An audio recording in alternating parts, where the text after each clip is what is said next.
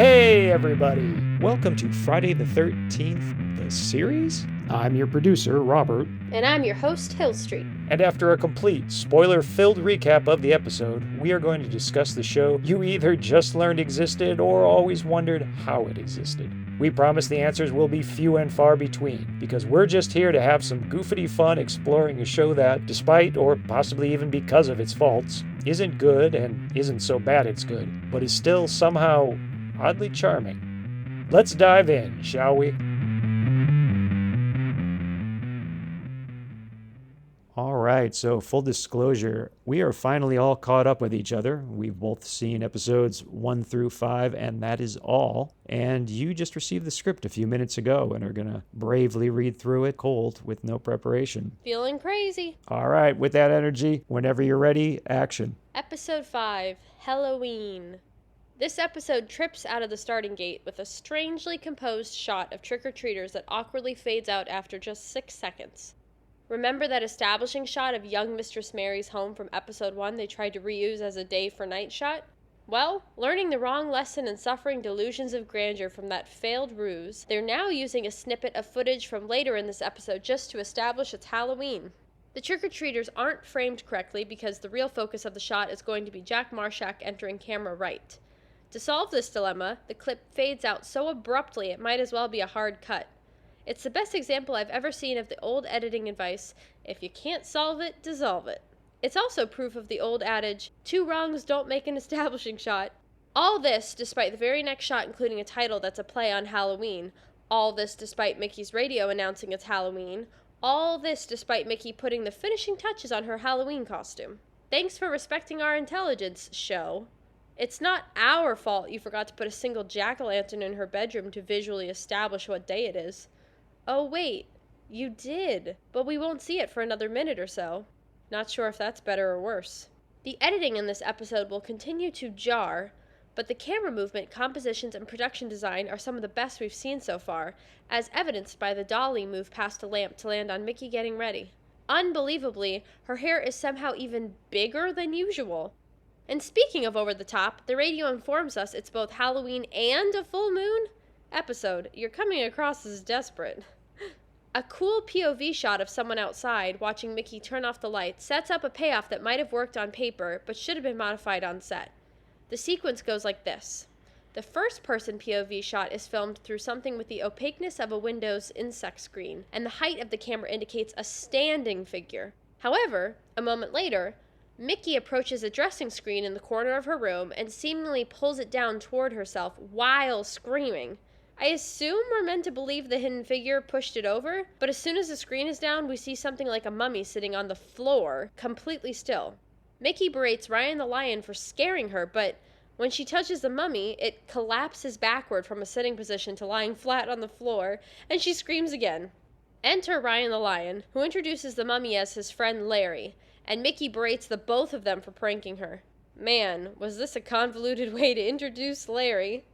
Honestly, the whole double scare aspect was so baffling to me, I forgot to connect it to the POV shot. And it wasn't until I watched it again that I realized there isn't some psycho killer chilling outside Mickey's window for the whole episode that we never get closure on. Speaking of point of view, this prank involved a stranger hanging out in Mickey's room while she got ready for a Halloween party, so she has every reason to be angry. Wow, I didn't even think about that. That's hilarious. That didn't occur to you? No, it didn't. I don't know how it didn't. I watched it twice, and I totally did not even think about the fact that he was in there the whole time. Well, you're a pretty good sport regarding creepers. That's true. Yeah, I welcome them. You cut them every break. It's like Ryan didn't have time to creep on her himself, so he subcontracted the job. That's funny. The prank was an especially poor idea, given that Mickey isn't thrilled their antique store of haunted objects is hosting a Halloween party to rebuild their image in the community. I'm starting to think the partnership between Mickey and Ryan the Lion isn't 50-50, as he always seems to get his way, no matter how stupid the plan. Maybe it's his way with words, as his delivery of, "It keeps gas in the curse-mobile," referring to their need to sell non-haunted antiques to fund their supernatural activities, actually wins me over. I'm on board with your man this time. Yeah. I'm always on board with Ryan the Lion. He just speaks to me. Ah! Sorry, but the show cuts to a close-up of a, well, A life-size doll with a vibrant orange face, giant wild eyes, and an awkward toothy smile, wearing a sharp business suit and a witch's hat. I don't know what this thing is supposed to be, and it's all the creepier for that reason. Somehow, this show consistently has some of the creepiest dolls in the genre of horror. Was it as weird to you as it was to me? It was super weird, but kind of cute. Agree to disagree. Next to it, in a perfect juxtaposition of good and bad production design, is a poster for the party depicting a haunted house with a roof that's floating up and away, allowing ghosts to escape into the night. The design is so good, if I didn't already have a killer logo for the podcast, I would absolutely steal this. Truly a tale of two production designs. The joint is a jumpin', with everyone rocking out to some laid-back adult contemporary easy listening. This show's music decisions constitute a war crime. Maybe what's really bothering me, given the era and age of the attendees, the show might actually have chosen a period-accurate playlist for this party. If you want to know what it feels like, go find a clip of any party scene from Weird Science, kill the volume, then play some Steve Winwood over it. Ryan is performing some close-up magic for two blonde women while talking about bust lines and bosoms and generally being a total... Wait, did I say Ryan? My apologies. Force of habit. No, Ryan must have subcontracted being a creep to Jack as well, because your favorite demonologist and mine, Jack Marshak, is trying his hardest to get canceled, including reaching into a woman's cleavage to produce a small plum. You've got me in a quandary, show. A quandary. For no reason, you're assassinating the character of my favorite character. But if the man I call Cracker Jack Marshak was a creeper, he would be creeping at chess while everyone else is creeping at checkers. Please weigh in on this. Please, I have to know your thoughts on this, Hill Street. Well, it was like a bummer, because Jack is like your favorite trustworthy grandpa, and to see him acting creepy is like, oh... Like, I don't like, it's unsettling. It's like, it's like that. I've had moments like this in my real life where someone that I like adore and is like sweet and pure to me says or does something creepy, and it like totally changes my view of them. It soils it. So I did not care for it. I didn't care for it at all. Okay, I'm glad we're on the same page on this one. I mean, Larry slipped by you, but I assume this one, when he literally reaches into a woman's dress, was a bridge too far. Too far. Yeah, total assassination of his character. I don't know what they were thinking. Yeah, that's not his vibe. He is pure and sweet and trustworthy and asexual. Yeah, basically. Yeah, very strange. I don't get it. No likey. Fans of Party Down, a show that should get its own Curio of the Week shout-out, might enjoy Ryan the Lion announcing the question, "Are we having fun yet?" Ryan's following compliment of Mickey's witch costume is probably the time to spin our chairs backwards, acknowledge we've sure had some fun here today, and let the show's wardrobe department know we need to have a brief but sober discussion. First, to make amends, I apologize for every time I called out Mickey and Ryan's lack of undercover costumes, and even the fact the actors often just seem to be wearing their own clothes and not production-provided wardrobe. Clearly, the lion's share of the season's wardrobe budget went to this one episode. That said, the execution is mostly hit, but the misses are almost hypnotically fascinating. A tale of two wardrobes. It actually works to the show's favor that many of the costumes feel a bit cobbled together, the way they would have during this time period, when people didn't take Halloween costumes so seriously and you couldn't just go online and order a cinema-accurate version of any pop culture character you wanted. You're flying through it, so yeah, keep up the energy, loving it. You are in the zone. However, some, including Mickey's, are inscrutable. And then there's the issue of masks. For some reason, the show wants certain characters to have them, whether they make sense or not. Case in point, Ryan's surprisingly refined Venetian merchant ensemble is augmented by a devil mask with glowing eyes worn on the back of his head. And in a moment, we'll meet an old bearded man wearing a comical mask of only a human nose, cheeks, and oversized ears down around his own chin, instead of, his face. Maybe it would have affected his ability to speak, but I can't help wondering if he simply showed up on set and refused to shave his beard, so the compromise, or punishment, was to wear it over his chin. If it was punishment, the production cut off its nose to spite its face. In the back of the store, Larry and a friend of his discover Ryan's sign prohibiting people from heading down to the basement. As you probably predicted, it depicts Satan dressed as Uncle Sam with the slogan, "Keep out, this means boo." Well, this shows more effort than was necessary, but the slogan is clearly handwritten on a second sign attached to the first. So what the hell did the original say? Thanks, show. Now I'll have to do a reverse image search to try to see the obscured portion of the Uncle Satan sign. In a surprise move, Larry and his friend don't go anywhere near the vault, Mickey's concern from earlier, because they don't have to.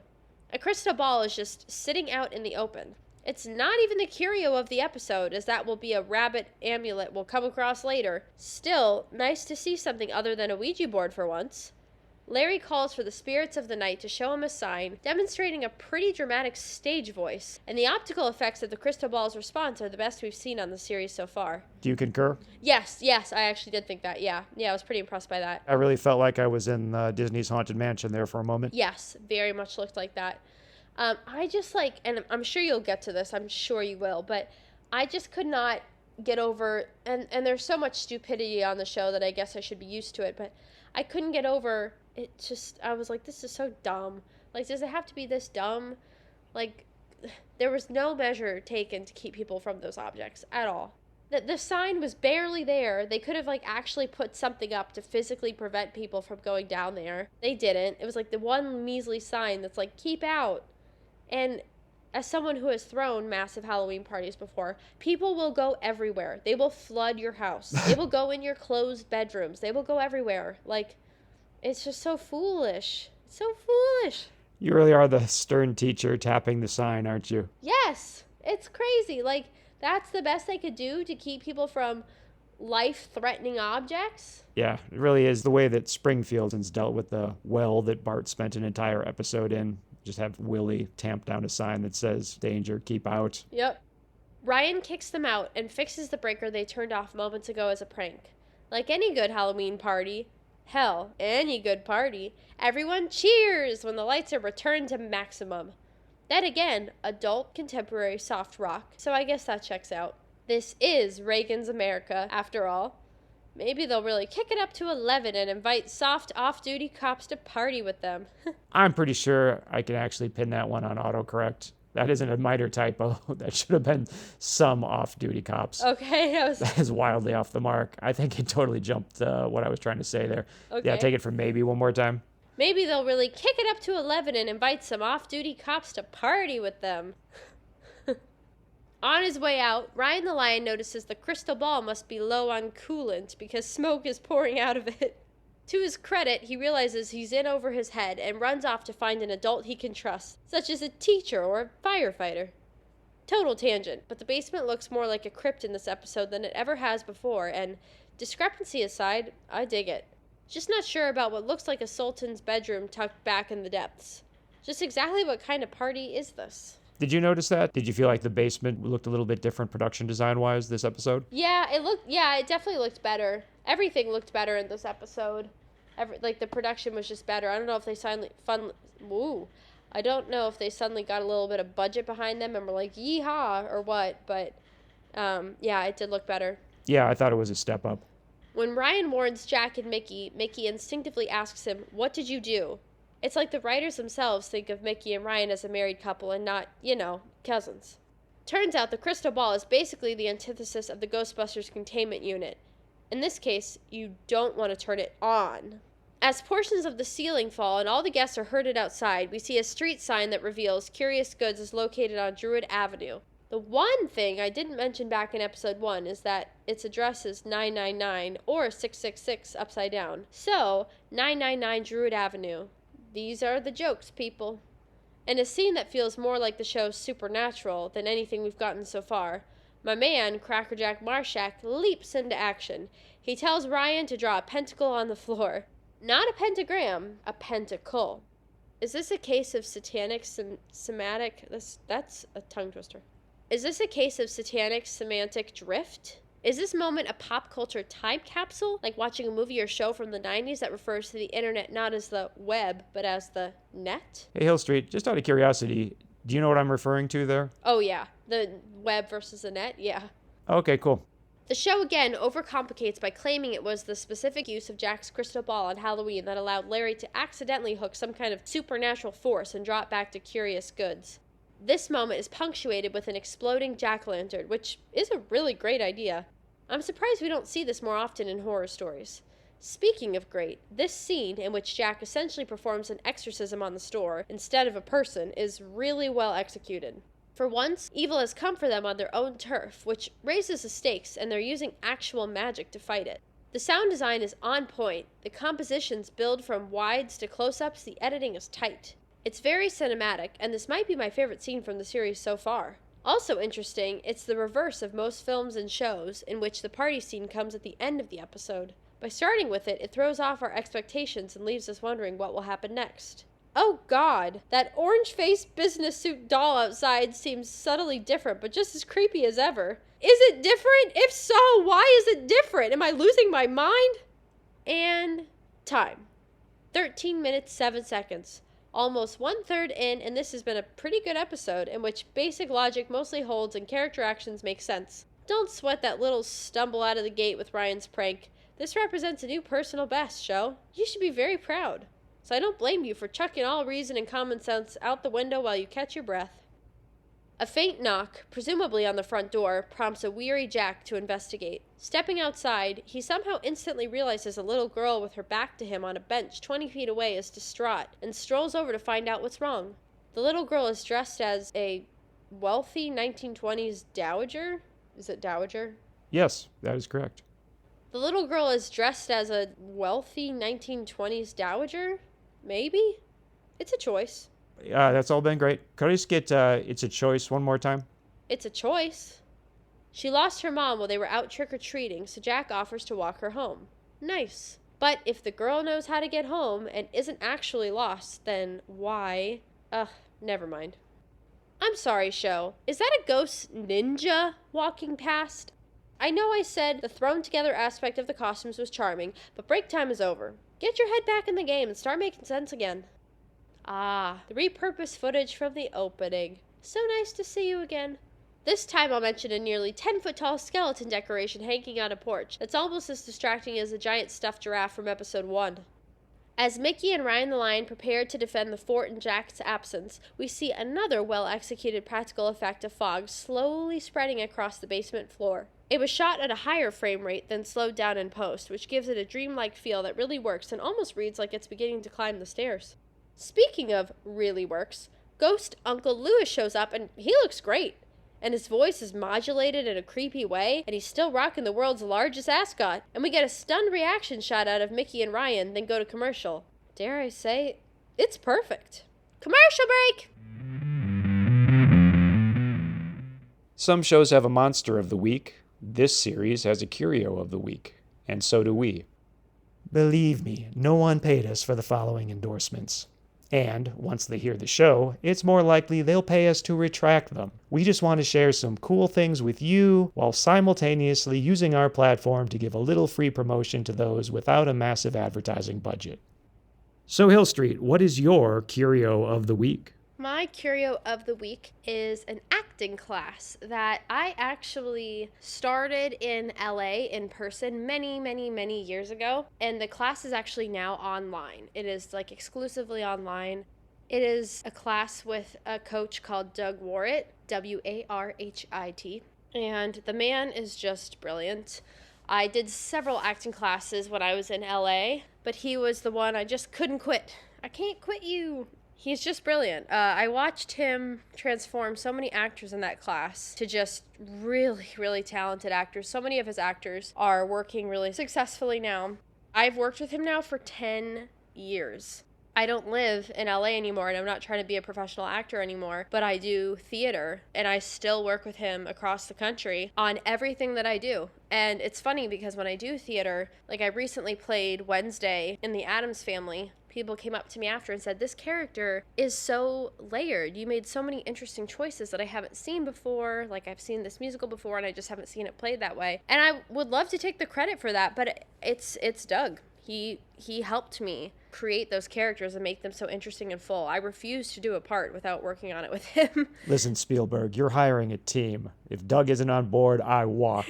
Like, for real, I cannot do anything without him. He will get you work, so if you want to check him out, his website is dougwarhit, DOUGWARHIT.com. Disclaimer, we can't legally guarantee he will get you work, but he's awesome. Yes. He's rated one of the top acting coaches in the entire country repeatedly. So, yeah, that's my curio of the week. I think he is incredible. My curio of the week is the comic book YouTube channel Jerk Comic, hosted by Uncle Jerk. He specializes in deep dives into the lore of the comic book industry, more so than the books themselves. And when I say deep, I mean deep. His 7-part series about Jack Kirby adds up to just under 12 hours of content and covers not only his work at DC and Marvel, but his contributions to animation, as well as his inadvertent involvement with the CIA and the Iran hostage crisis. If you want to hear a fascinating yarn but don't have half a day to dedicate to it, his 2-hour video, Rob Liefeld and the Deathmate Incident, is the one that hooked me, but he does have far shorter videos as well. His other primary focus is spotlighting indie comics and their creators, so if that world has intrigued but intimidated you, maybe dip a toe in with his videos. Even if you only have a casual interest in comics, the passion this man has for them is enthralling and possibly even inspiring. I've never met him, but the one email I received from him was the warmest, friendliest response from a stranger I've ever gotten. So please, join his community, boost his signal, and maybe learn a little something about an underappreciated art form while you're at it. And if you do, tell him you heard about him here. You really shouldn't have taken that commercial break, show. You were on such a roll. But now, Jack is lured into an alley, an enormous gate of steel bars drop behind him, right at the entrance. The child turns into a woman between 3 and 3.5 feet tall, and Jack realizes he's been duped by Uncle Lewis. Let's take these one by one. Random side note, I hated her outfit, but that's just a little side note. Ooh, this cat has claws. The alley. Either they couldn't find a narrow alley, or filming in a space that confined was going to prove too difficult, so they used an alley so wide it's basically a one-way street. That means the iron bars that drop have to also be huge, making it impossible Jack wouldn't have seen them as he approached. Finally, they didn't choose an alley that dead ends at a wall, or maybe it does, but the wall is too far away for us to feel like he's actually trapped. So there are already iron bars in place about 10 to 15 feet in, which, again, really should have alerted Jack. I said finally, but I'm also going to add that Jack's cage, aka a publicly accessible alley, is decorated for Halloween with an elaborate jack-o'-lantern on a stool. Why? Okay, now the short woman. We'll later learn her name is Greta, which is weird since even later we'll also learn she's a demon? Why on earth didn't they have her wear a mask and be, a demon? Was it fear of putting her in an unrealistic mask? Because they had no issue with that last episode. They switched from a child dowager to a short woman dowager, and that's what we'll get for the rest of the episode. Not even in her final moments does Greta ever look more demonic than not at all. I understand Uncle Lewis crawling his way out of hell, but how did he bring a helper? We'll never know. It feels like Greta should have been a human acolyte. Is that right? Yeah, you nailed it again. It feels like Greta should have been a human acolyte Uncle Lewis knew from before his demise. Maybe someone who also dabbled in the dark arts and has powers that made up for her limited strength. Maybe she could have brought the crystal ball to the party as a way to free Uncle Lewis. Forgive me for jumping around, but there was another ghost uncle scene after the commercial break, but before the Great Alley debacle of 87, that I'm going to combine with this ghost uncle scene. By merging these two, we get a full continuity sandwich, with some fresh lore layered between two crusty loaves of established canon. First, Mickey confirms to Ryan the ghost is Uncle Lewis because she's seen him in photographs, so that fits with the implication in episode 1 they've never met the man. Skipping to the third, Ghost Uncle gestures to a shelf, which swings away to reveal a secret room beyond. Not sure how he did that, since they went out of their way to establish he can't interact physically with this world, but it's fine, and fits with what Jack told us about Uncle Lewis in episode 1. He likes secret hiding places. Back then, Hill Street and I speculated on whether or not we'd learn the store has more secrets, and it does. Great, but what's in the secret room? Well, that brings us to the second development. That establishes some new lore in the show's typical, needlessly complicated way. Ghost Uncle claims he has until sunrise to undo the curse. I can't be sure, but I take that to mean all the haunted items will no longer be haunted, and Mickey and Ryan the Lion can abandon the store. Their reactions should indicate whether or not that's the case, but neither Mickey nor Ryan seems to have any feelings. But neither Mickey nor Ryan have... Jesus. But neither Mickey nor Ryan seems to have any feelings about the curse ending. What is clear is that Ghost Uncle won't reap any benefit. He's doing it for truly magnanimous. So close. Magnanimous? Magnanimous. I feel like enemy. I feel like that fish. Magnanimous. Magnanimous. Magnanimous. Magnanimous. Magnanimous. I'm sorry, what fish are you referring to? The one in Little Nemo who's trying to say, and now I can't even say it, an anemone. I forget what he's actually trying to say. Anemone. He's trying to say anemone. Yeah, that. It's a cute scene. Anemone. Uh-oh. Have we found our new inexplicably? Yes. Magnanimous. Okay. That was right? I believe so. Okay. What is clear is that the Ghost Uncle won't reap any benefit. He's truly doing... Oh, fuck. What is clear is that Ghost Uncle won't reap any benefit. He's doing it for truly magnanimous reasons. Cool. But it couldn't be that simple. Oh, no. Ghost Uncle wants their help undoing his greatest sin, the murder of his wife. I would fault Mickey for her bemused reply of, murder? But my own reaction is an equally unemotional tabulation of that death against all the other deaths he's caused in a similar... I was so close. I would fault Mickey for her bemused reply of, murder? But my own reaction is an equally unemotional tabulation of that death against all the other deaths he's caused in a similarly... similarly... Fuck me. I'm gonna try it again. Similarly. And a similarly bemused response of... Greatest? In Ghost Uncle's private chambers, we discover Curious Goods has an entire heretofore... Yes. In Ghost Uncle's private chambers, we discover Curious Goods has an entire heretofore unexplored wing, complete with antiques that look like they might actually be worth something. The roaring fire and candles are certainly alarming. How long, exactly, have there been multiple sources of live flame in this room? At least more than 6 months. Weird. I'm definitely burying the headline, which is Perfectly Preserved Corpse Found in Antique Store's Secret Room, but Mickey buries it too by simply stating, she's beautiful. Her name is Grace, which is a little confusing as we already got a new character named Greta. Ghost Uncle claims he killed her indirectly, not with his hands, but with his ambition and greed for life. Not sure what that means. I'm guessing it was 90% ambition, but 10% hands what done her in. So now we get even more complication. Ghost Uncle claims her soul is trapped somewhere, and he needs the amulet of Zohar from the vault to release her soul from somewhere. And presumably he isn't going to undo the curse unless Mickey and Ryan the Lion help him first. So, not quite as magnanimous as he... Magnanimous. I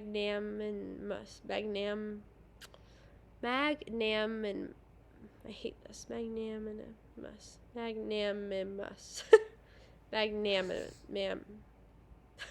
It's like having a stroke. I just can't do it. Magnanimous. Namarm. Yeah, exactly. Magnanimous. Okay, there we go. And presumably he isn't going to undo the curse unless Mickey and Ryan the Lion help him first, so not quite as magnanimous as he first appeared. Side note, zero discussion between Mickey and Ryan about discovering they have an aunt decomposing in their store. Also, zero discussion about a window in this secret room.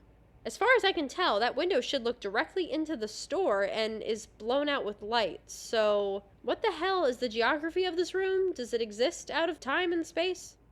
Now, unfortunately, I have to return to Crackerjack Marshak, which is something I never thought I would have to say. Now, unfortunately, I have to return to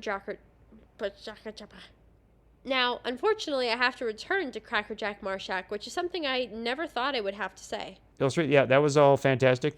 Can I just get one more read on now, unfortunately, I have to return, and just really punch the fortunately, because that's the part that's specifically the thing I never thought I would have to say, is that it's unfortunate to be returning back to him. Now, unfortunately, I have to return to Crackerjack Marshak, which is something I never thought I would have to say.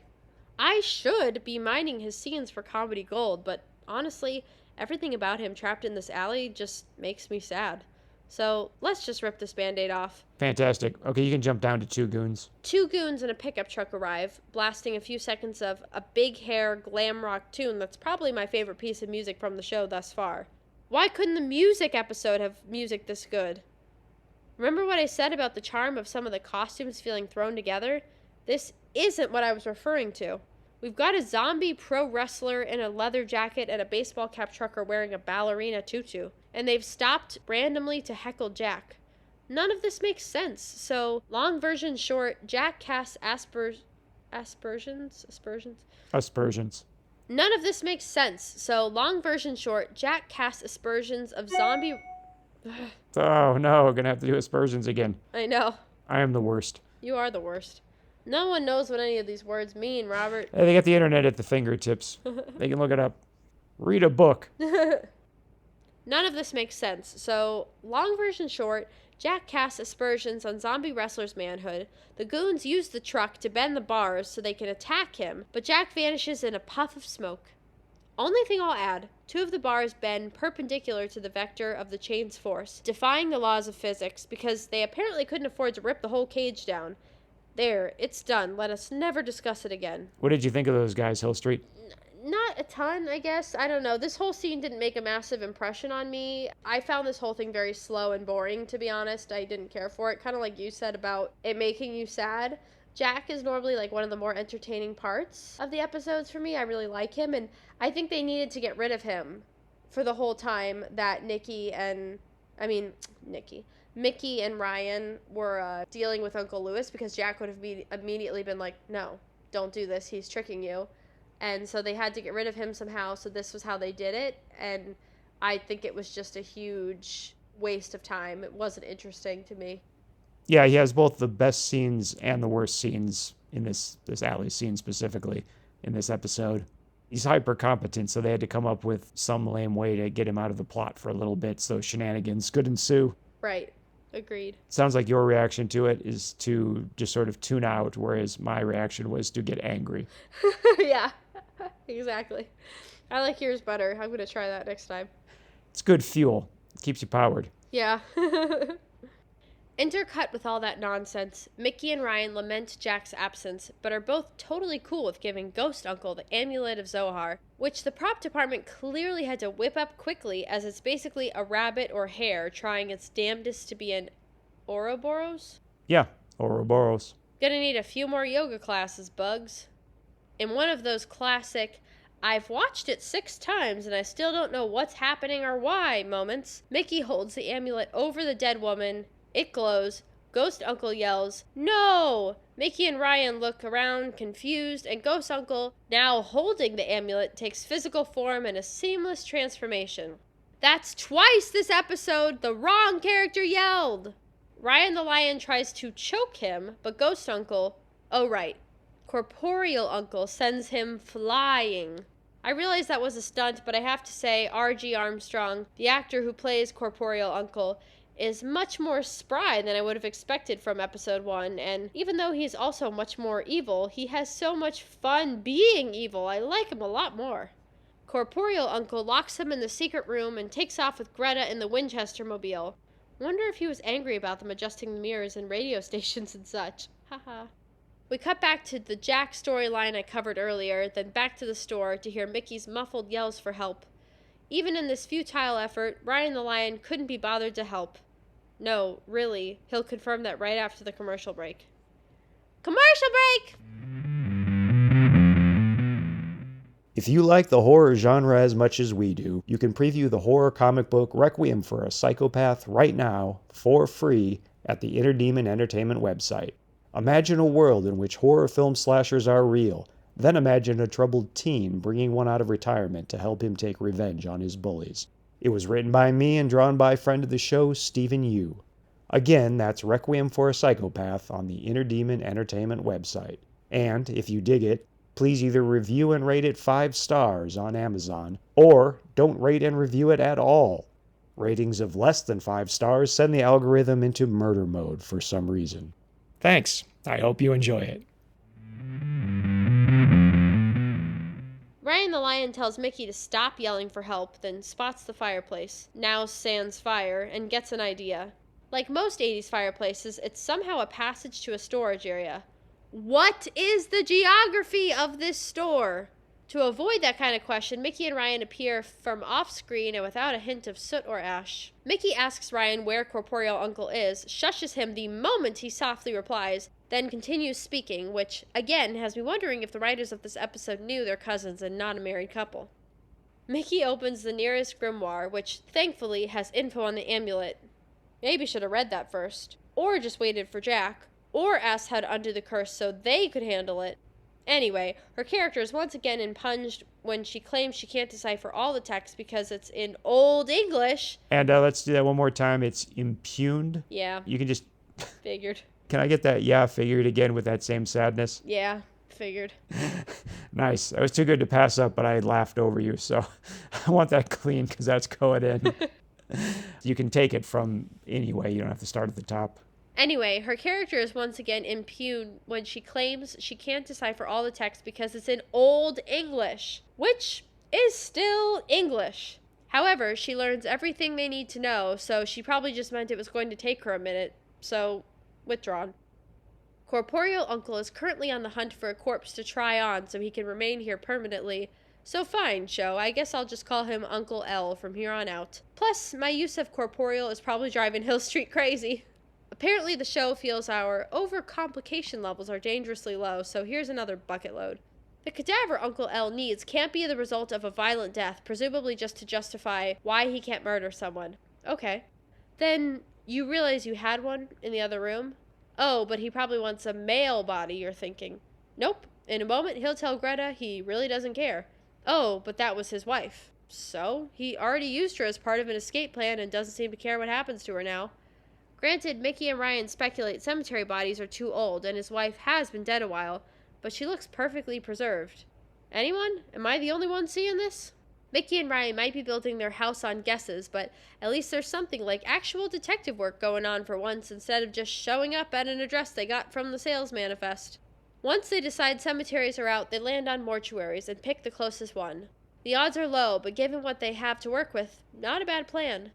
On their way out, they leave a note for Jack, so I guess he won't have to teach them a lesson in which J. Walter Weatherman's arm falls off. At a mortuary the size of Professor Xavier's mansion, Uncle L appears to use the amulet of Zohar to bypass the locked front door, and I don't mean he uses magic. Almost certain he uses the amulet like a credit card. Sure, why not?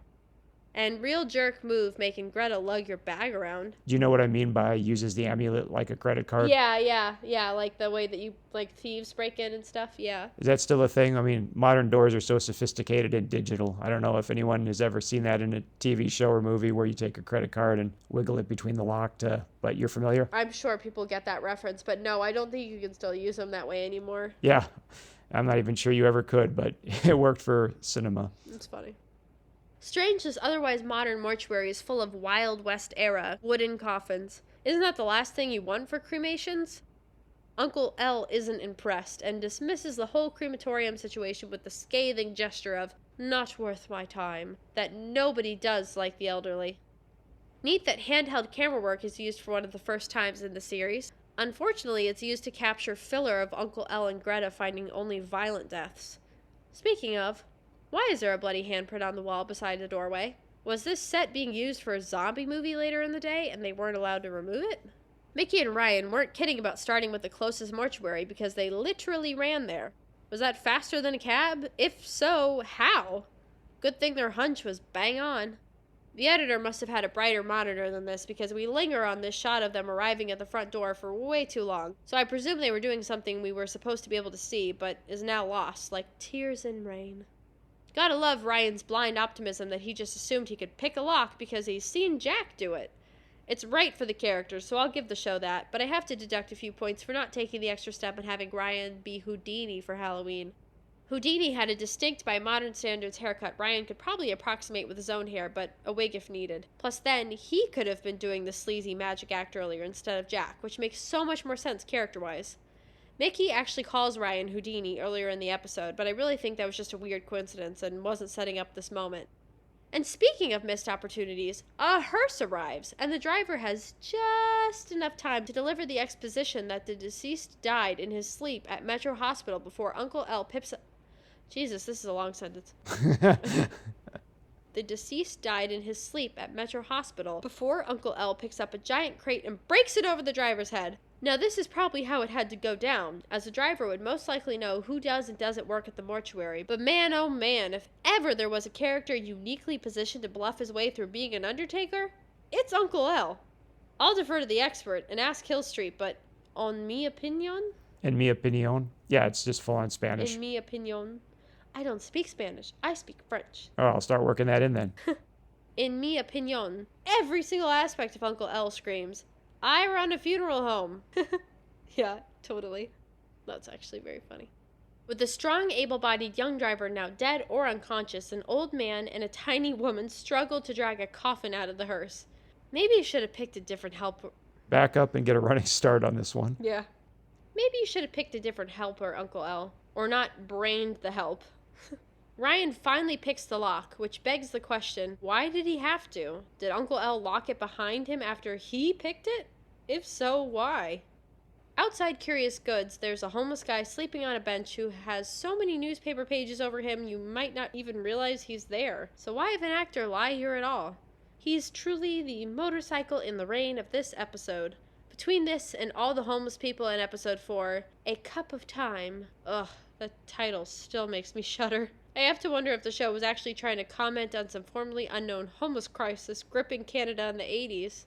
With only 14 minutes to go, Crackerjack Marshak is finally back on the case. I can't imagine how disappointed he must be in Ricky and Ryan upon finding their note. Speaking of that, the note doesn't say which mortuary they went to investigate, so it sure would be an amazing coincidence if he just showed up at the right one. As Jack heads deeper into the shop, the camera pans with him, but booms down as he leaves frame to settle on a tombstone decoration with an "in memory of" inscription and a name I can't read. Wish I could, so I could figure out if this was an actual tribute to a deceased member of the show. Back at the mortuary, Uncle L has really made himself at home. Like the party scenes at Curious Goods, the production design for the satanic recorporation looks great. Candelabras everywhere, body under a sheet on an ersatz. Yes. Candelabras everywhere, body under a sheet on an ersatz altar, giant pentagram on the floor. Pentacle. It's enough for Mickey and Ryan the Lion to make one look and say, nope. Mickey and Ryan actually strategized to work together for once. Unfortunately, their plan makes no sense. Mickey is going to lure Greta away. Okay, so far so good. Then Ryan the Lion, in an effort to retrieve the amulet, is going to hide behind some boxes. Then distract Uncle L? What? Why? No, not distract. Attack. Jump out and rip that amulet off of him. Distracting him is the opposite of what you should do.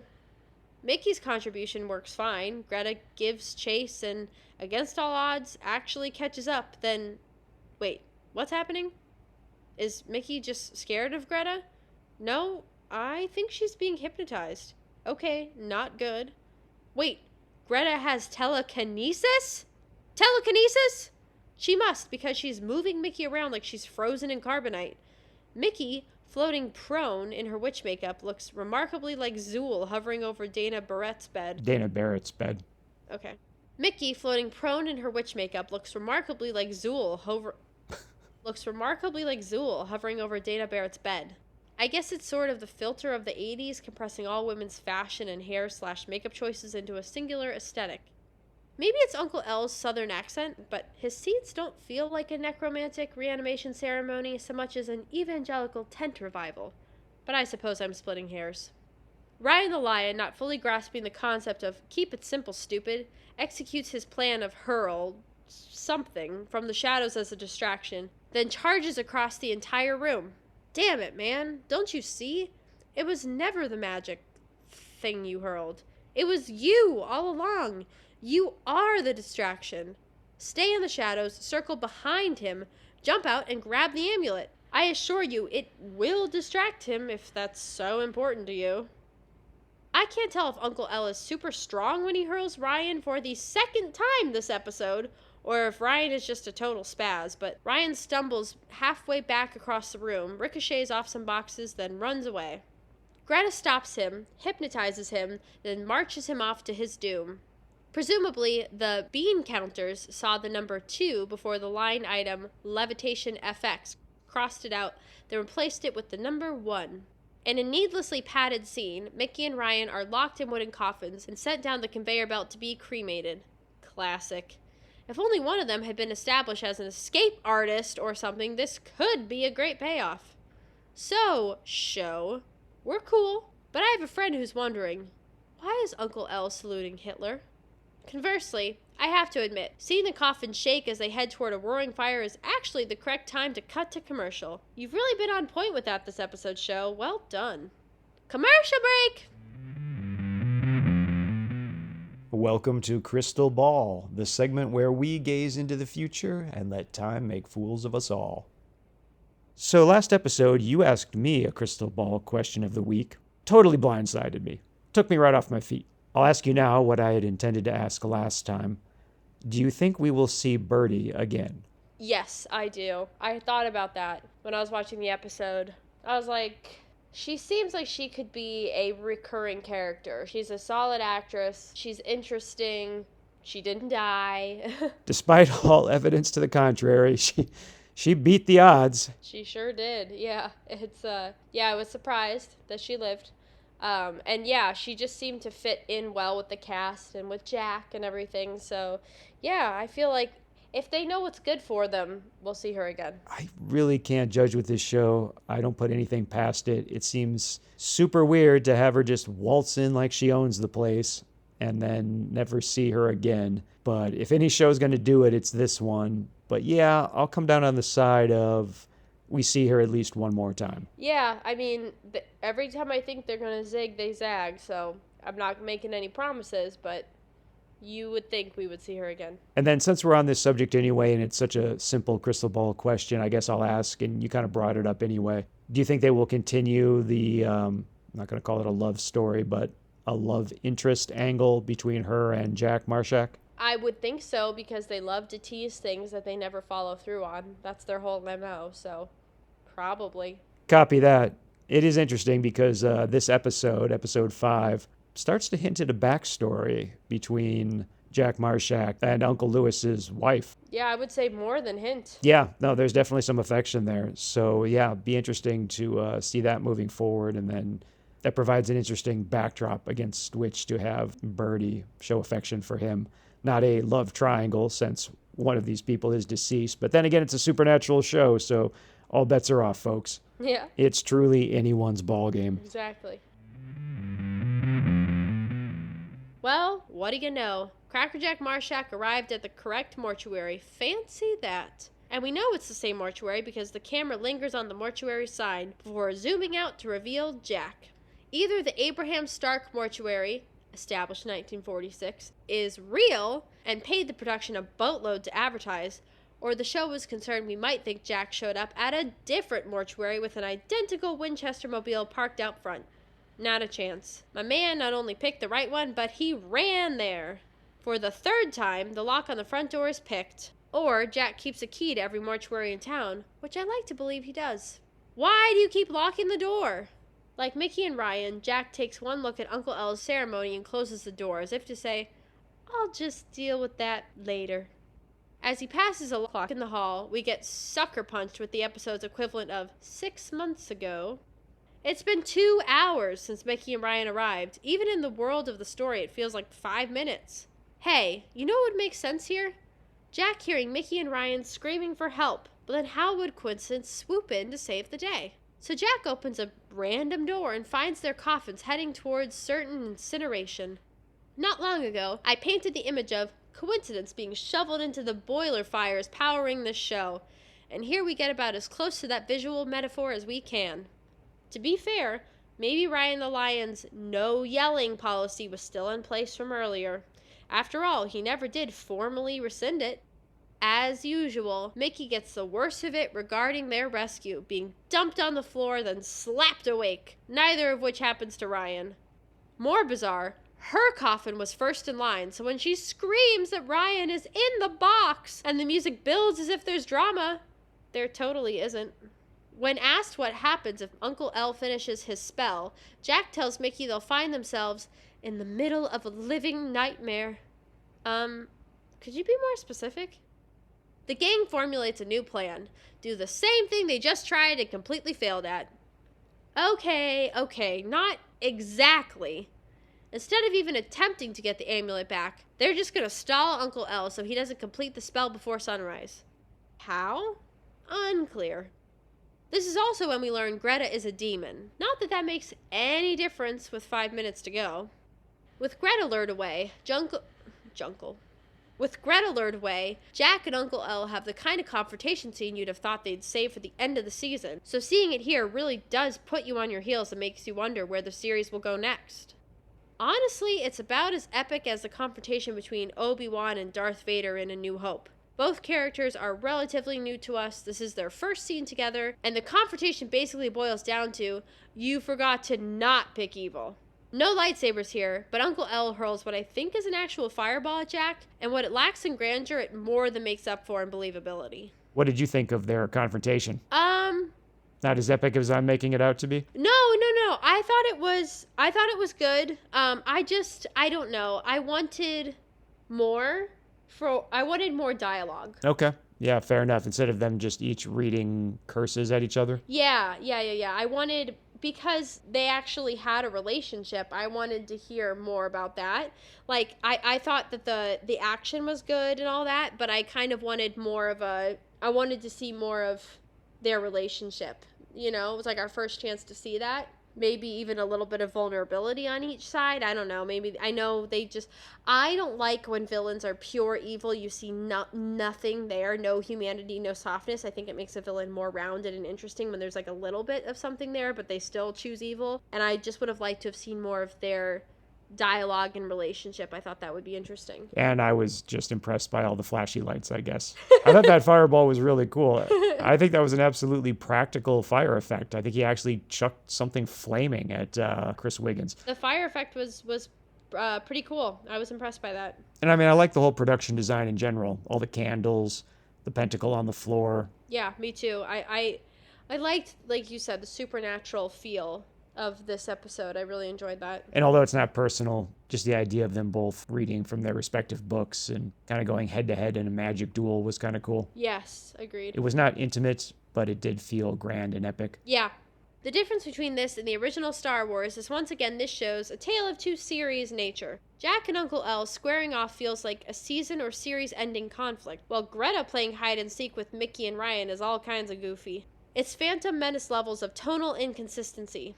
Whoops, you overfilled your glass, show, and some of that goofy spilled over into the Jack versus Uncle L showdown, where we get some 60s Spider-Man intensity pointing. They actually cut away from it, so no idea how long it went on for. I should be invested in the outcome of Greta chasing Mickey and Ryan, but I'm just wondering why the morgue looks ransacked. Did they shoot multiple takes and didn't reset after each? Wait, this show doesn't do multiple takes. Also, why on earth is a corpse on the floor, positioned on its side with its foot outstretched? Ah, I see. They want Greta to leap over it, but it's too wide if lying on its back or stomach. Fine. I mean, wrong, but fine. But what about the leg? Rigor mortis? Sure, whatever. Maybe it was the actor desperately trying to add something to what he hoped would be a breakout role in Corpse Number 4. Yeah, well, welcome to the big time, kid. I stand by my claim that the title bout between Jack and Uncle L feels epic, but I'm really not sure if Jack is reciting an anti-curse or just serving as a child distracting a parent who's on an important work call. Meanwhile, Greta, a demon, is reduced to winding up, then hurling a chair at our heroes. It misses, hitting a breaker box instead. She then leaps the sideways corpse again, but trips over a small, inconsequential container and wipes out, fatally stabbing herself with something she wasn't even holding? Wait, no. On 4th or 5th viewing, I now realize she landed on the remains of the damaged stool she just hurled, impaled herself, then fell onto her back with part of a stool leg poking out of her chest. All off screen. Well, I'm glad you figured that out, because I had no idea. Oh, good. You were as baffled as I was on the first 3 viewings? Yeah, I was thinking, what the hell is she dying on? And I watched it twice and gave up. Yeah, you had to piece together that the stool, after hitting the breaker box, after serving the purpose that we assumed that's what it was for, but you have to then headcanon that it fell to the ground, shattered, and that when she stumbled over basically nothing, she also fell onto it. And again, that all happened off screen. Yeah, I have learned to just not ask questions with this show. If I can't figure it out, I move on. Whereas I watch it 10 times. Yeah, because you're nuts. After the crazy clown playground of episode 1 that almost drove me into madness, I've learned to protect myself and just move on. Mental barriers. Yes. You just start reciting your mantra. Yeah. The show now tips its hand with an insert shot of the hall clock they will use again later, but were too lazy to film with the second hand moving and remaining still. What's the problem? The frozen second hand reveals to the audience a minute early what they were probably already suspecting. Greta inadvertently killed the power, so Uncle L isn't up to speed on the actual time. I bring this up now because it fits so nicely with Greta. A demon, from hell, clumsily killing herself in the very same scene. It's not even a how do I say this? Deus Ex Machina? Deus Ex Machina? Yeah, Deus Ex Machina. Deus Ex Machina. It's not even a Deus Ex Machina. I suppose it's closer to Diablos Ex Machina, but I'm tempted to just coin it anti-drama. Very interesting. You had a trouble with Deus Ex Machina, but not Diabolus Ex Machina. Very revealing. I was going to say, that's more up my alley. Mickey and Ryan are horrified by Greta's death for reasons unknown. Then she explodes, leaving only her costume's necklace. Mickey and Ryan are horrified by Greta's death for reasons unknown. Then she explodes, leaving only her costume's necklace. What sense does that make? Uncle L is winning the Bible bash, with Jack now down on his knees. But Mickey and Ryan inform him the clock has stopped. And I'm sure the production accountants were thrilled they got to reuse that clock insert here. The shades are thrown open, Uncle L is blasted with light, although I don't think light actually had to hit him to vanquish him, and Uncle L is erased piecemeal in a green screen effect that looks as bad as his transition from ghost to flesh looked good. Do you want it to say Crack Jack, or do you want Cracker? No, Cracker Jack, yeah. I thought Crack Jack was a fun mix-up. Maybe that's why he got handsy earlier in the episode. Yeah, I maybe he's doing a little, you know. It was the 80s. Yeah, exactly. Crackerjack Marshak then hits us with, "The man can make an exit." See, Ryan, that's how you deliver a one-liner. This shot of the three of them really does reveal what an expressive face Mickey has. It counterpoints Ryan's deadpan nicely, with Jack adapting his level of intensity to the moment. Back in Curious Goods, is Mickey sweeping with a broom because she's still dressed as a witch? My speculation on that minor point is blown up when Jack casually drops the bomb that Grace, Uncle L's wife, was real, but is not only not in that secret room he didn't know about. Good gosh, this is a tough sentence. How about Uncle L's wife? Uncle L's wife was real, but is not only not in that secret room even he didn't know about, but never was. Yeah, okay, great. Let's not get too deep in the weeds. Let's adjourn here and continue next meeting. All in favor, say aye. Jack describes Grace in such a poetic way, it's clear he had feelings for her. So, internet shippers, get out that big net, because we might have just landed a throuple. In fact, his performance is so powerful, you almost don't notice Ryan the Lion has his arm around Mickey again. She reveals her desire that someone speaks about her the way Jack describes Grace. Yeah, I got bad news for you, kiddo. It ain't gonna be your fiancé Lloyd. Did you also notice that her eyes shot over to Ryan when she said it? No, I don't think I caught that. Yeah, she says, "I wish someone would talk about me that way," and then she looks at Ryan, and then looks back. Very interesting, especially since that's as close as Ryan comes to creeping this episode. Yeah, I know, he's kind of backed off of it. They're almost acting like she misses his affections or something. Yeah, I don't know. She might be getting worn down. I know, I ship them. Ryan implies they'll have to go through something again next Halloween just because that's Halloween for you. Intriguing, but not sure why they all take that as a given. But it's a moot point because Jack name checks the eponymous? How do you say that? That was pretty close. Eponymous. Eponymous, okay. Yeah, think like hippopotamus. Eponymous. Eponymous. Eponymous. We went to the zoo to see the eponymous. Eponymous, yeah. But it's a moot point because Jack name checks the eponymous date of Friday the 13th. And it's a mere 2 weeks away in their timeline. Can't wait to see if they make good on that idle threat. This relatively strong episode ends with a wise decision to ditch a freeze-frame ending in favor of a nice camera move into a well-composed shot that excludes Mickey and Ryan to favor both Jack and the excellent production design of the episode. Well, you got my vote. The still image for the credits suddenly reminds me, this episode also broke the convention of returning objects to the vault. I guess the amulet of Zohar followed Uncle El directly to hell. Figures. It did less harm than any curio so far, but the 80s were tough on crime. Guess it needed a better lawyer. Yay.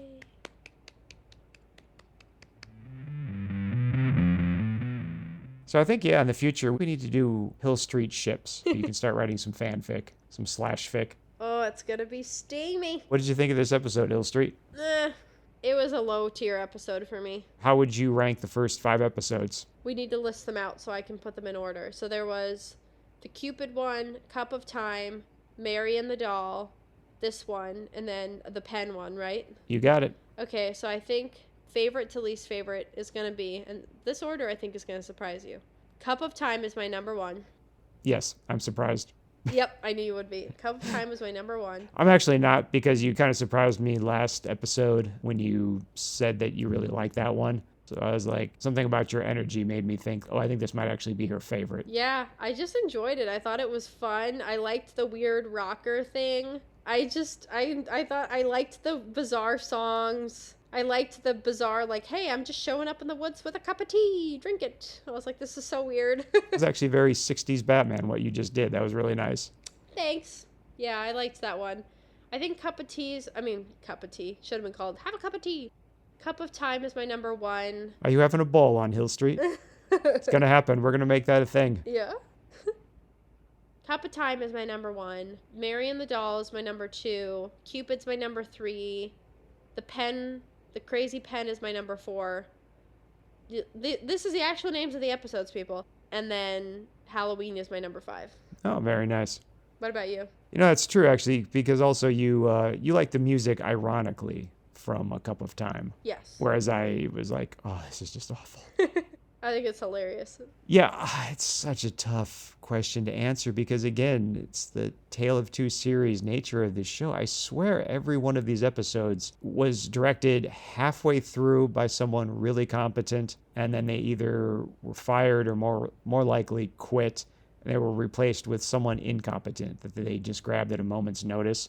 Mm-hmm. I don't mean halfway through, like the first half is good and the second half is bad. It's they shot a portion and then you edit it together and it goes like good, bad, good, bad, good, bad all the way through these things. Right.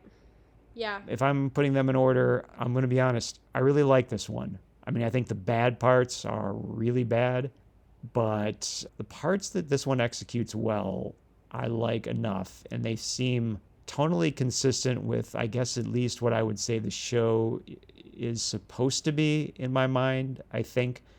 I mean, I admit, we've been pretty brash saying what this show should and shouldn't be, despite the fact that you and I have both only seen 5 episodes, and really even at episode 1, we were making some pretty firm statements about what does and doesn't fit with the tone of the show that we were only just watching for the very first time.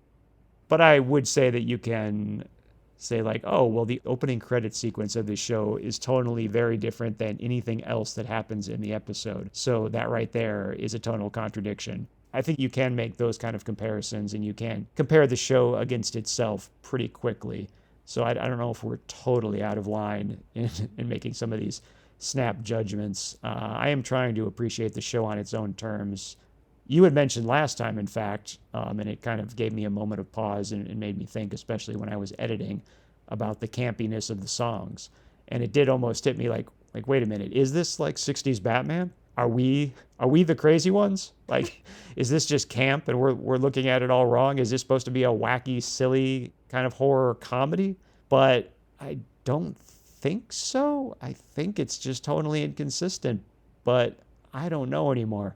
I don't know. I tap out. What are your thoughts on that, Hill Street? Are we the crazy ones? It's hard to say.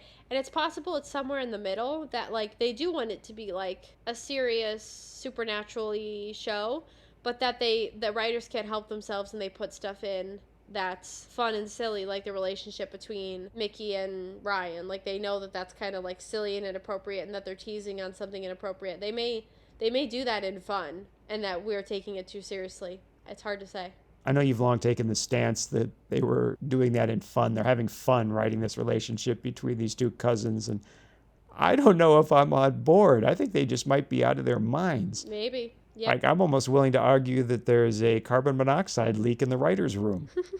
I'm not sure. I mean, again, that's part of the fun. That's part of the mystery, is watching episode after episode, and it's just seeing the show reveal itself and then trying to circle back and be like, okay, does that make any more sense now? Or what were they going for?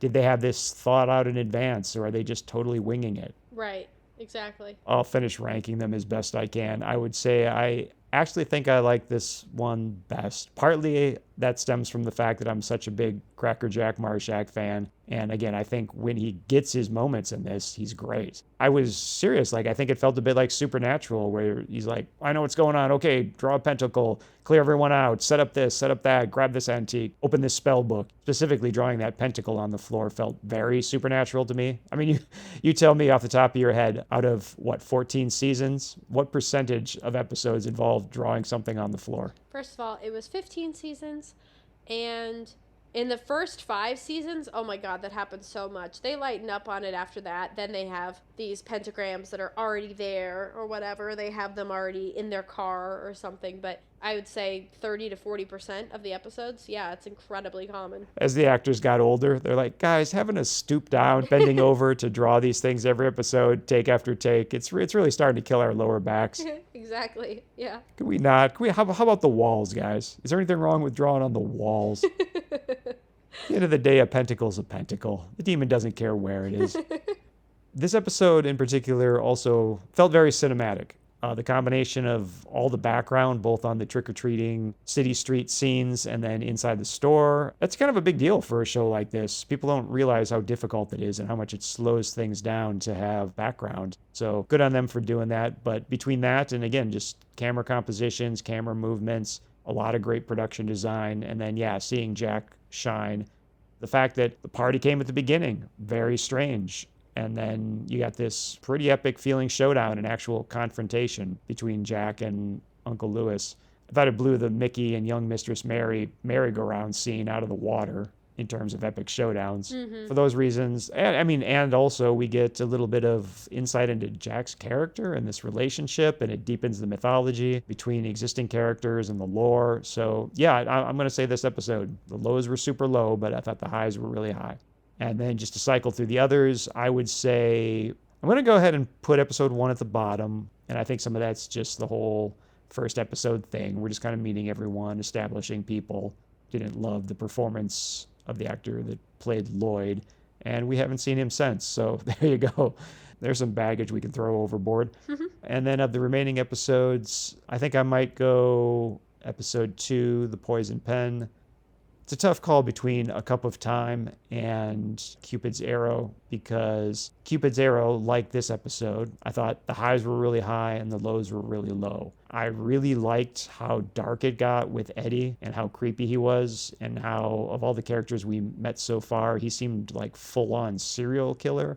The way the actor portrayed that was really interesting, and it got super dark. Had a pretty climactic scene itself involving a sort of a vertical chase through that boiler room. So a lot of good stuff there. Yeah, you know what? I think for those reasons, my own tastes, I'm going to go ahead and make that number 3. And then, in fact, you know what? No, I'm going to reorder. I'm going to go episode 5, Hellowe'en. Episode 3, Cupid's Quiver. Episode 2, The Poison Pen, largely because it's campy. Because we get that Porky's homage scene, which is just so weird and inappropriate. And then I'll go episode 4, A Cup of Time.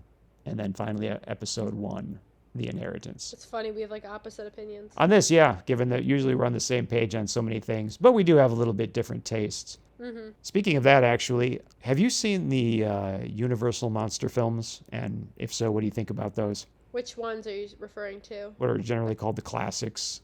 You Frankenstein, Dracula, Wolfman, Mummy, Creature from the Black Lagoon, Bride of Frankenstein. I loved them when I was little. I haven't seen them because my mom kind of let me watch horror stuff when I was little, but nothing crazy scary, and I didn't find those crazy scary when I was little. So I loved them, but they're not something that I really choose to watch now. They're just too dated for my taste.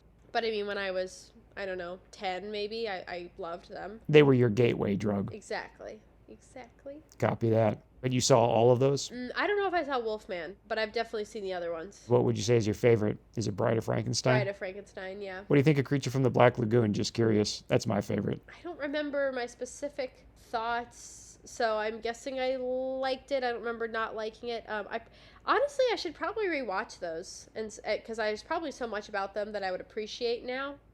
Why is that one your favorite? Because I like scuba diving and the ocean and all things underwater. Yeah, that makes a lot of sense.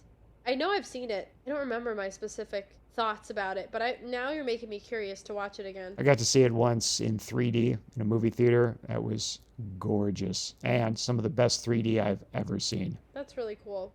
There was a movie I watched last year, a horror movie. It was called The Deep House. Yeah, I think I remember you mentioning that to me one time. Thought about recommending it before I watched it because it was literally about a haunted house underwater where people dive down and explore this haunted house underwater. And I was like, what a cool concept. I was so excited to watch it. It looked beautiful from the cover and like the little tiny clips I saw. Oh my god, that movie was so fucking bad. Do not watch it. I'm not recommending it. So disappointing because I love the concept and it just sounded and looked fascinating, and like the set was all there. They had this really cool old house underwater that they had people swimming through, but it was literally almost unwatchable. It was so bad. So can't recommend that one, sorry. Yeah, that was my memory because I remember you telling me about it, but I also made no effort to check it out. So I'm like, I'm pretty sure she said that was absolutely god-awful. Oh god, it was so bad. Yeah, no, don't watch it, but disappointing. Someone else should remake that idea and make it good. Both for me, but for the folks at home, what are your thoughts on like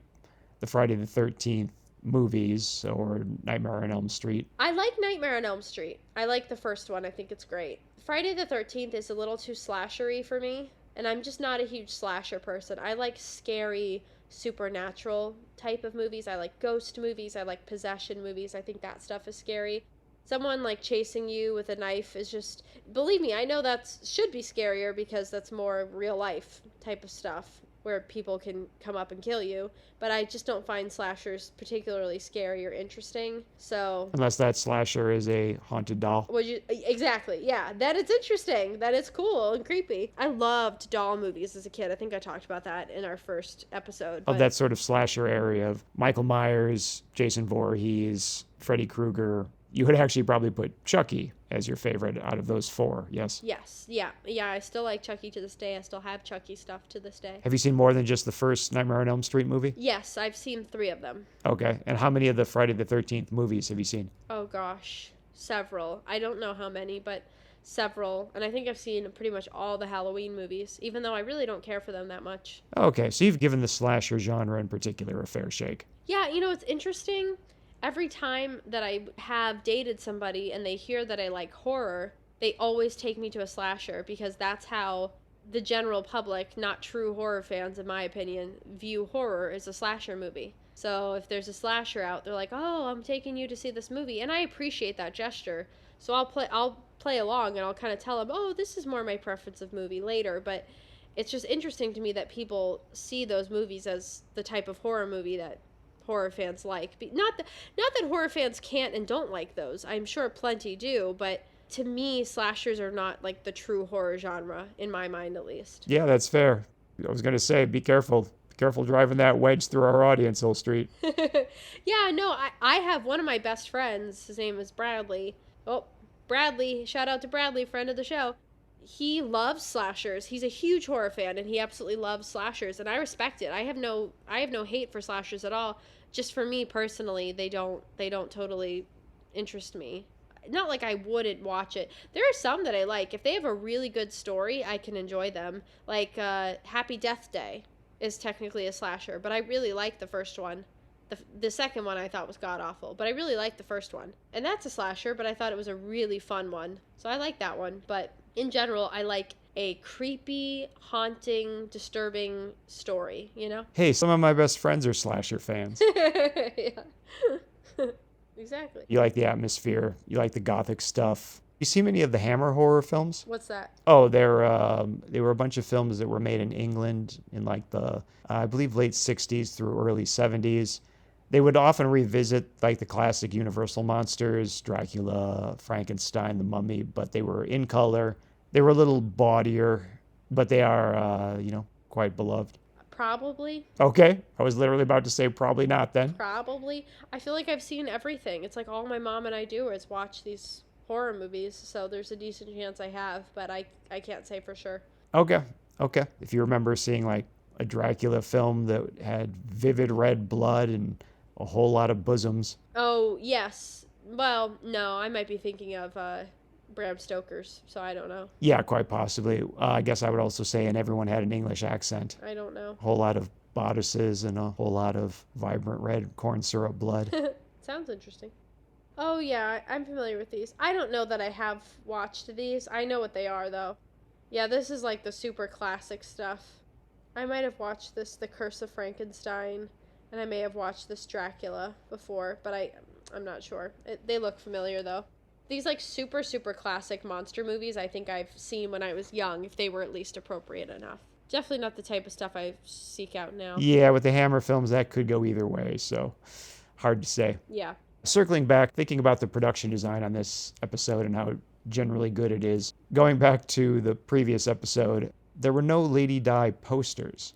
The only time we got an image of her was when Ryan was drawing basically age lines on her photo on her album cover, but there were no posters, and that's kind of surprising to me given that last episode we both said I thought her name was Lady Di, as in Lady Diana, but no, it's Lady D-I-E. Right. With any other show, that would almost be a patently absurd statement. Like, if there wasn't some kind of spin on it, why would a performer just call themselves Lady Di? If there was a punk rock band in England that just called themselves President Obama, like what? Yeah. Like what sense does that make? You know? Yeah. Yeah. If you don't put a spin on it, then what's the point? So yes, it is still a reference to Lady Diana, but the whole Lady Di thing, the D-I-E did not occur to me because we didn't get one shot of cut to a scene, maybe the recording studio, maybe her green room, where we get a big poster, right, that establishes her, has like an advertisement for an upcoming performance, and it says Lady Di, D-I-E, and then, camera pulls back as she enters the room or something, and we establish both that she's a musician, but then also the way her name is spelled. And maybe that seems a bit on the nose, but come on. With this show, folks, 80s television, a show that aired at like 1 o'clock in the morning, I think being a bit on the nose is okay. Yeah, I agree. The poster thing is an interesting point, and I thought in this Halloween episode, we hear music a few times in this episode, like people listening to rock on the radio, and I thought it would be a nice tie-in to have it be her song. I was half expecting it, and I don't know why I was expecting it, because I don't think this show has it together that much, but there's no reason why her song should go away, just because she's dead, so I thought they should have done that. That is a really interesting idea. Yeah, I mean, they already paid for it, too. You might as well use it. Yeah, they should be referencing other things that have happened in the episodes prior, so I thought that would have been a fun way to do it. Have her song playing on the radio, hear a little, like a lamb to the slaughter, I was going to say, I assume you're not referring to I'm a Little Teapot. You're referring to Wolves Glittering Higher? Yes, exactly. Glimmering. I'm sorry, I did it again. You said glimmering, right? I was just about to correct you. I figured you were. Beat you to the punch. Yeah, your brain does not like glimmering. Nope, I'm all about the glittering. Since this episode had a mortuary, thoughts? I would love your expertise. I was expecting worse. It was not bad. The thing that struck me as really bizarre, though, was they, had the worst time finding a body that hadn't died a violent death. Yeah, I thought that seemed weird, too. I'm like, you know how rare it is that people die violent deaths? Unless they're living in I'm trying to think of Detroit or something? I don't know. And even in Detroit, I don't think it's that common. I'm like, there should have been one violent death amongst a ton of natural deaths. It was just really strange. They kept opening cabinet after cabinet being like, why are these people dying so bloodily? Bloodily? Is that a word? So bloody. I don't know. It seemed a strange predicament to be in. Yeah, I agree completely. They needed some padding, so that's what they came up with. Yeah, a strange, very odd choice. As far as the actual set itself, not Not bad. I thought their sets in general were pretty decent in this episode. What did you think? As far as I can tell, the place seemed like a real mortuary, although I have to say, I'm not buying the Old West, old-timey coffins. If you do cremations and you put someone in a wooden coffin, doesn't everything just become dust and you lose it through the grates of the conveyor belt? That's valid. You got me there. I don't think that's how it works, guys. If anything, I thought you might have chimed in on that. Yeah, no, I guess I didn't think as hard in this episode as I usually do. And I watched it twice. Wow, that's dedication. Thank you. We appreciate it. Thank you. I would tell you all about next week's exciting episode, but we're all caught up, so I have no idea. Oh, shit. We should watch it at the same time. We should, except that I can't prepare the script, so... That's a good point. Thanks for listening, everyone. We know you have a lot of choices when choosing a Friday the 13th series podcast, and we sincerely thank you for choosing ours. I wasted a lot of time looking for a hockey mask in this episode's crowd scenes. Special thanks to Joshua Romeo for original music, and to Stephen Yu for original art. If you want to support our show, you can leave a review and rate us 5 stars on Apple Podcasts. If you want an occasional update on our projects, you can sign up for our newsletter at the Inner Demon Entertainment website. And if you want to follow us on social media, honestly, we don't like social media. We're not good at social media, but links can be found on our website. Next week, we're getting the obligatory magician episode out of the way early. Take care until then, and always remember what Carl said to Frylock. It don't matter. None of this matters. Good night, everybody.